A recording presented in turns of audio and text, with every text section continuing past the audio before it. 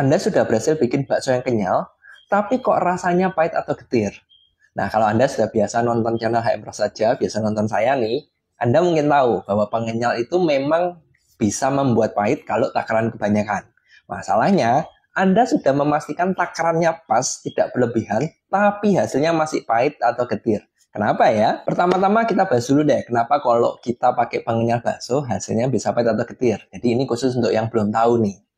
Pengenyal bakso, macamnya memang banyak, tapi rata-rata dibuat dari yang namanya fosfat.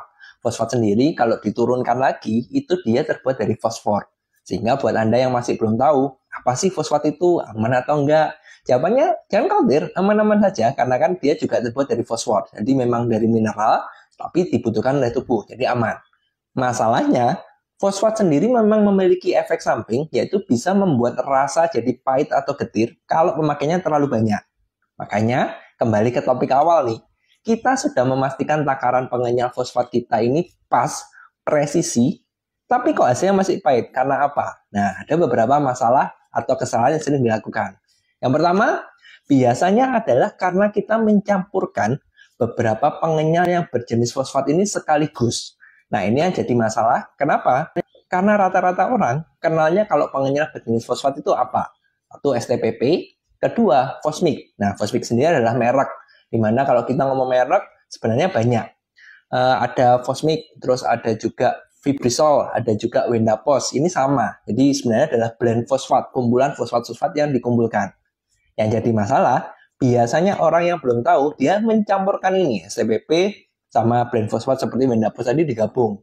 Makanya takarannya walaupun STPP sudah pas, blend fosfatnya seperti Wendapos tadi juga pas, tapi kalau digabung jadinya kan kebanyakan, makanya pahit. Ini nggak boleh. Jadi itu masalah yang paling sepele, jangan mencampurkan dua ini. Terus masalah yang kedua yang sering orang nggak tahu dan bikin hasilnya pahit adalah mereka mencampurkan pengenyal tadi. Jadi dipilih nih, bisa pakai STPP atau blend fosfat seperti Wendapos, tapi dicampur dengan pengenyal perenyah sasetan atau juga tepung premix. Nah, pengenyal perenyah sasetan, tepung premix ini juga sebenarnya mengandung fosfat, sehingga kalau Anda campurkan, jadinya kebanyakan dan ini yang bikin pahit atau getir. Solusi hal seperti ini sebenarnya simpel, yaitu Anda tinggal jangan dicampurin deh. Anda pilih aja salah satu. Anda bisa pakai STPP atau blend fosfat seperti Wendapos, atau kalau Anda sudah terbiasa pakai pengenyal sasetan, tepung premix, ya sudah pakai itu saja. Memang masing-masing memiliki plus dan minus sendiri-sendiri, di mana kalau kita ngomong hasil, secara kualitas paling bagus tentu adalah blend fosfat seperti Wendapos. Terus kedua adalah STPP, baru yang ketiga adalah tepung premix atau pengenyal sasetan tadi. Kenapa kok urutannya bisa begitu? Yang pertama, kita mulai dari rendah dulu. Kalau tepung premix pengenyal sasetan, itu dia sudah tercampur dengan tepung, sehingga biasanya takarannya ini susah dihitung. Makanya umumnya yang terjadi kenapa hasilnya kurang bagus, satu karena sudah ada campuran tepung, dan kedua rata-rata biasanya kurang. Nah, buat yang belum mengerti, biasanya ditambahin deh, pokoknya dibanyakin, makanya ini jadi pahit. Lantas kalau STPP atau Wendapos tadi, mana yang lebih bagus? Jawabannya sebenarnya adalah blend fosfat seperti Wendapos. Kenapa? Karena fosfat sendiri macamnya tuh banyak. Jadi untuk simpelnya saja, supaya tidak terlalu panjang, fosfat sendiri bisa digolongkan jadi 4. Yang pertama monofosfat, kedua difosfat, yang ketiga trifolifosfat, dan terakhir polifosfat. Nah, masing-masing dari fosfat ini memiliki plus dan minus sendiri-sendiri. Cuma karena topik kita hari ini adalah tentang rasa, tripolifosfat, yaitu bahan dasar STPP, itu dia memiliki rasa getir yang lebih kuat ketimbang fosfat yang lain. Makanya kalau dari sisi rasa, itu sebaiknya lebih baik menggunakan blend fosfat seperti Wendapos. Memang sih Wendapos sendiri kalau pemakaiannya terlalu banyak, masih juga getir atau pahit, tapi tidak akan sekenceng menggunakan STPP. Jadi ini pilihan terbaik, terus secara hasil juga paling baik. Cuma memang kelemahannya adalah secara harga, tentu STPP lebih murah, blend fosfat seperti Wendapos tadi itu lebih mahal, karena dia kan digolongkan, dicampur-campurkan yang ambil yang terbaik-baiknya, jadi memang lebih mahal. Nah kembali, tergantung masalah Anda. Apakah Anda lebih pro ke harga, atau Anda pro ke kualitas dan menghindari rasa. Kalau 1 dan 2 tadi adalah jangan menggabungkan antara sejenis fosfat dan jangan menggabungkan dengan tepung premix, pengenyal sasetan. Maka yang ketiga, Anda sudah memastikan tidak menggabungkan, Anda pakai satu aja, dan takarannya sudah dipastikan pas. Oh ya, ngomong-ngomong kalau takaran, kalau STPP atau blend fosfat seperti Wendapos, takarannya selalu 3 sampai 5 gram per 1 kilo total adonan ya. Jadi 3-5 gram per 1 kilo telur adonan. Nah, Anda sudah memastikan pas, tidak lebih dari 5, tapi kok hasilnya masih getir? Jawabannya karena kemungkinan besar Anda juga menggunakan suatu bahan tambahan yang ada kandungan fosfat di dalamnya, tapi nggak ditulis. Nah, ini yang menarik. Karena kalau kita ngomong regulasi, sebenarnya di Indonesia ya, banyak sekali regulasi yang sifatnya abu-abu. Makanya kalau ada suatu bahan yang tidak mengandung, ada suatu bahan yang mengandung fosfat tapi tidak ditulis, itu karena biasanya sangat minoritas. Jadi bukan yang utama, makanya boleh tidak ditulis. Nah, kalau sudah seperti ini, kalau Anda ternyata menggabungkan barang-barang tadi, itu hasilnya jadi pahit atau getir. Karena meskipun fosfatnya sudah Anda ukur 3-5 gram, tapi karena ada masuk bahan yang lain, ini jadi getir. Nah, contohnya apa? Ada beberapa macam. Contoh yang paling pertama, yang paling simpel, kalau tadi kita sudah ngomong tepung premix, perenyah sasetan, ada perenyah sasetan.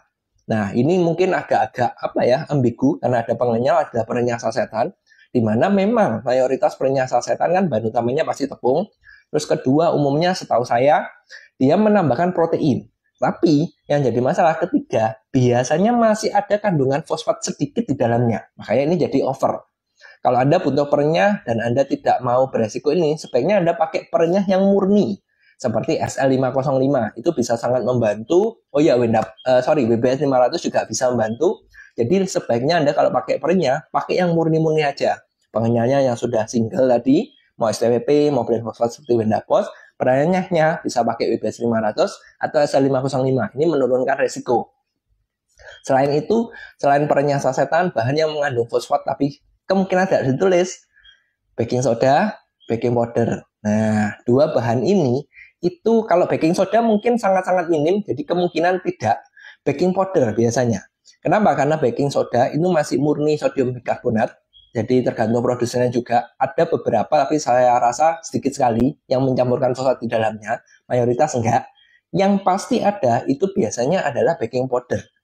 Nah, baking powder sendiri itu adalah campuran dari sodium karbonat, jadi sama baking soda tadi, yang ditambah dengan asid. Masalahnya, asidnya ini dari apa? Asid basa macam-macam, ada cream of tartar, ada juga dari fosfat, ada juga yang kombinasi keduanya. Makanya biasanya karena tidak ditulis, hati-hati. Ketika Anda sudah pakai takaran fosfatnya pas, pengenyalnya pas, tapi ketambahan baking soda, baking powder, bisa jadi ini menyebabkan rasa pahit atau getir karena over. Anda sudah memastikan takarannya pas, Anda tidak pakai bahan-bahan yang saya sebutkan tadi, jadi baking powder, perenyah sasetan, Anda nggak pakai, buang semua, tapi masih getir, padahal takarannya pas. Nah, ini adalah kemungkinan terakhir, tapi kemungkinan ini biasanya kecil sekali, yaitu sudah ada kandungan fosfat di dalam bahan dasar yang Anda gunakan. Nah, bahan dasar yang saya maksud itu adalah satu tentu adalah dari dagingnya, dan yang kedua, kemungkinan dari tepung. Memang sih kalau tepung ini kasus sangat super langka karena biasanya yang ada campuran fosfat itu tepung premix. Jadi kalau Anda pakai tepung yang polos, misalkan Anda pakai tapioka saja atau sagu saja seharusnya aman. Tapi kalau Anda pakai yang namanya tepung modified, nah hati-hati, tepung modified ini macamnya banyak dan salah satu jenisnya yang dimodifikasi bisa dimodifikasi menggunakan fosfat di dalamnya. Nah, Anda sekarang sudah tahu kenapa kok hasil bakso Anda jadi pahit atau getir meskipun sudah kenyal.